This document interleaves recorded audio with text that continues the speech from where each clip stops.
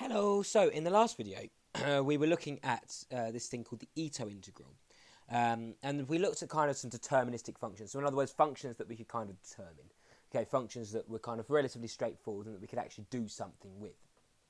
Okay, so kind of the simpler examples, just to kind of build up to your intuition. Remember that an Ito integral is just a stochastic type of calculus integral, or stochastic integral. So basically it's the integral of a stochastic process or a random variable.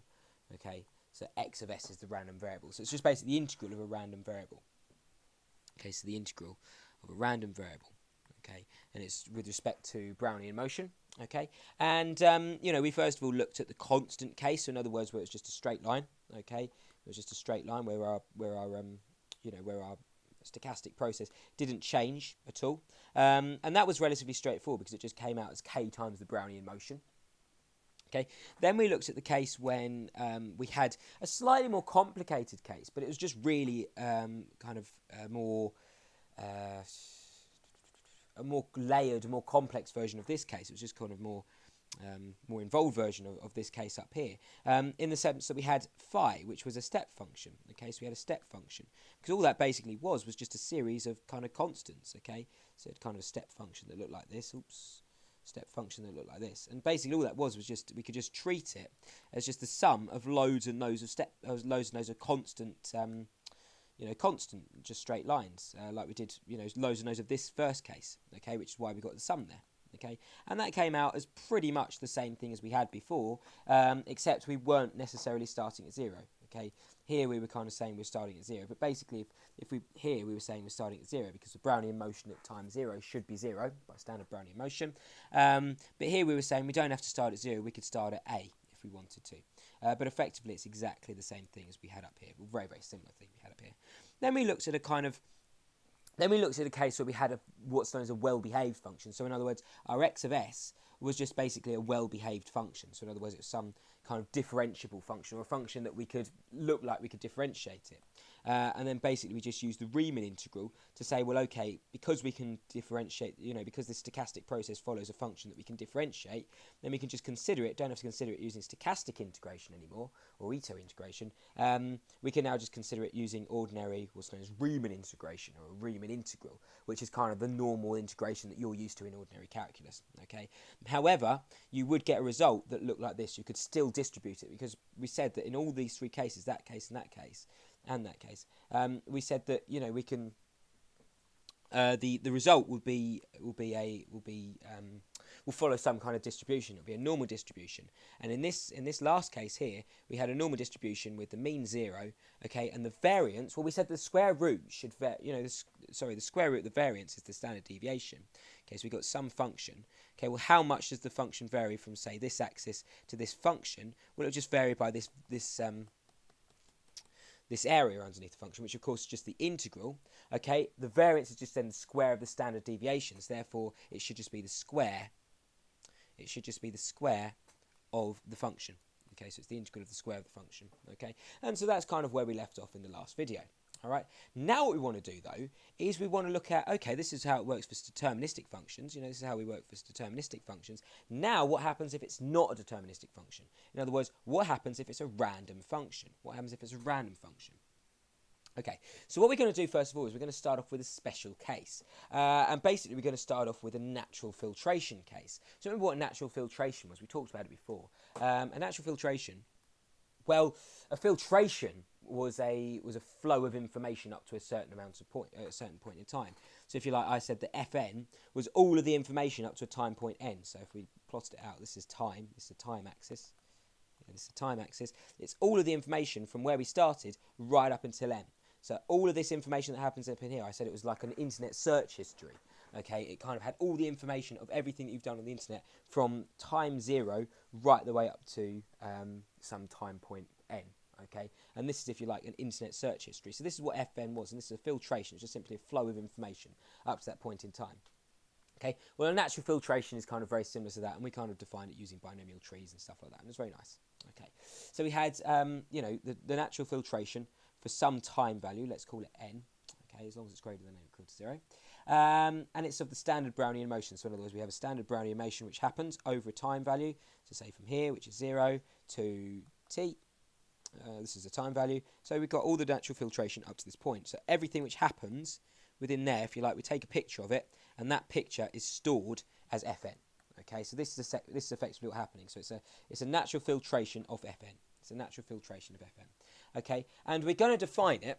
Basically, the idea is we're going to define it by a special type of step function.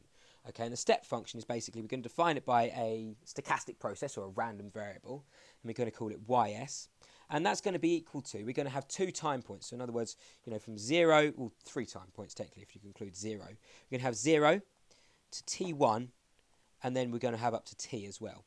Okay, and basically, maybe if I draw out this out a little bit better. So basically, I'm going to draw this axis out as well. This is why I really wanted to redraw it. So basically, we're going to have 3 time points. This is time. Okay, and this is my ys axis, if you like. So this is what I'm defining down here. It's just the value.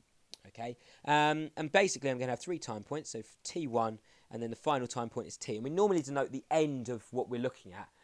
So, for example, if it's an option or something, the end of an option at by capital T. Okay, but we'll talk about this in a few more in perhaps next chapter, if not the chapter afterwards. Okay, and the idea is that we're going to denote this random variable ys by if we're kind of between 0 and t1. So if we're kind of this range here, okay, if we're this range here. So in other words, if we're from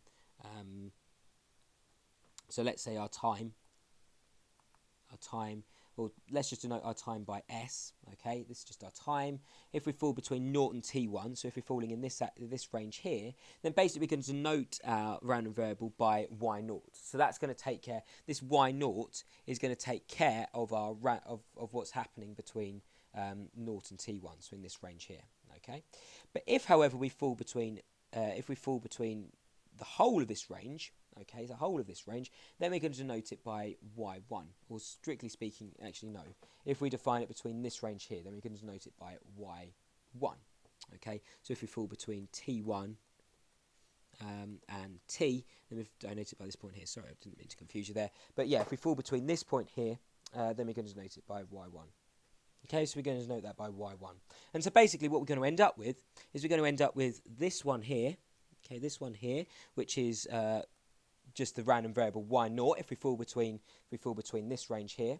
Okay, however, if we fall between this range here, we're going to end up with this thing here, and this is going to be corresponding to y1. Okay, so this is just, these random variables just basically take care of everything that happens between these 2 time points. So we're going to split basically our time value from 0 to t up into 2 intervals. Okay, and then effectively all we've just done there is we defined a step function. And we've looked at how to deal with step functions in this case up here. We've looked at how to deal with step functions in this case here. So effectively all we've done is we just defined a step function, but this time instead of it being, instead of it just being constant, we just defined it by a random variable. So instead of just a constant k, we defined it by a random variable. Okay, and basically the idea is that we want to find the integration under this step function, right? So I'll just put that down there. Okay, we want to find the integration of the step function, which corresponds to the area under this step function over the whole range. So in other words, what we want to find is we want to find the integration from over the whole range, so from 0 to t, of our random variable ys. Okay, and of course we're going to be differentiating with respect to Brownian motion. Okay, and this is basically now, we can say that this is now going to be equal to, what's it going to be equal to? Well, it's going to be equal to y0. We can just define it as y0 times by our Brownian motion.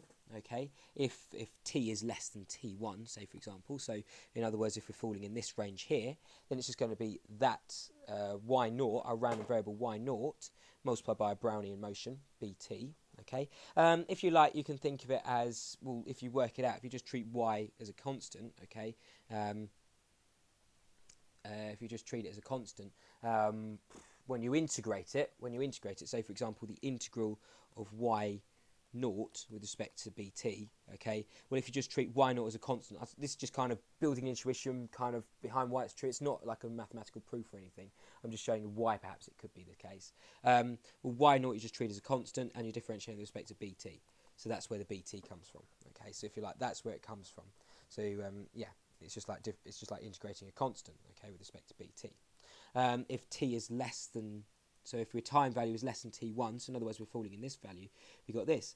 Or if we're considering over the whole range, so in other words, if t is less than t, so we're less than the whole range, then it's going to be, well, it's going to be this thing here, which we just defined as that. So it's going to be that thing there. So it's going to be, sorry, that area there, okay, which we've just defined as that, okay, plus this area here. This area here. Well, what is that area here? That is going to be plus. It's going to be plus. Well, it's obviously going to be the height. It's obviously going to be the height there, which is y1. Okay, multiplied by. So this is t less than t. I'll just write it over here for more space. Multiplied by, you know, our two Brownian motion at the time point. So it's going to be bt1 plus bt. So bt1. So maybe bt plus bt1 if I write it down that way.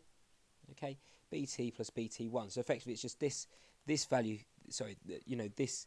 It's just this length here. Okay, the area is obviously just going to be a square, or not a square, a rectangle. So it's going to be the height. It's going to be the height.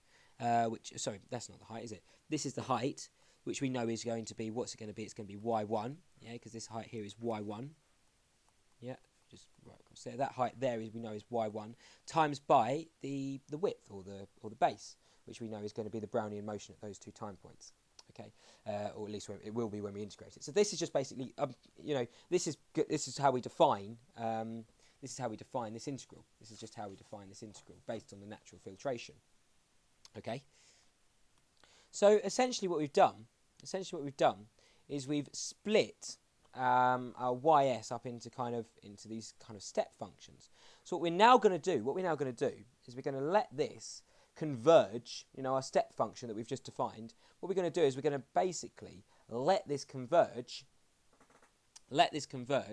to some function. To let this converge to some function. We're going to call it ys. Okay, so this is our function. So effectively, we've tried to define ys and we tried to make it look something like this. Okay. Well, what we're going to do is basically, if we take enough step functions, we can basically let it converge to this ys. So in other words, we consider, you know, more and more variables. So in other words, you know, more and more time. So we're just considering 2 time intervals now. But basically, say if we consider like 3 time intervals, so something like this, like that. Okay, so we end up with 3 step functions kind of thing. And then if we consider them 4 step functions, so this is then 4 step functions, we end up with, you know, what do we end up with? 1, 2, 3, 4. So we end up with 4 step functions. Okay, so another more. And then basically we take more and more step functions. Effectively what we're doing is we're letting it converge to our random variable ys. So this is what we're trying to let it converge to.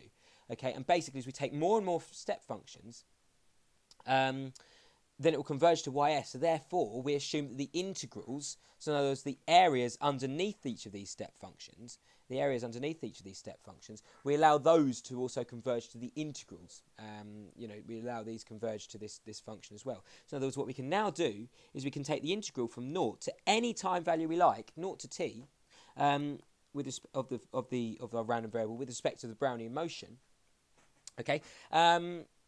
And this is just basically all this is doing is it's just basically all of the step functions. Okay, more and more step functions. We take more and more step functions, and as we take more and more step functions, it becomes looking like ys. So our random variable ys. So essentially, what we're just doing is we're breaking ys up into step functions, and then we just take more and more step functions until eventually we're kind of at ys. So we're just considering ys as just a series of step functions, effectively.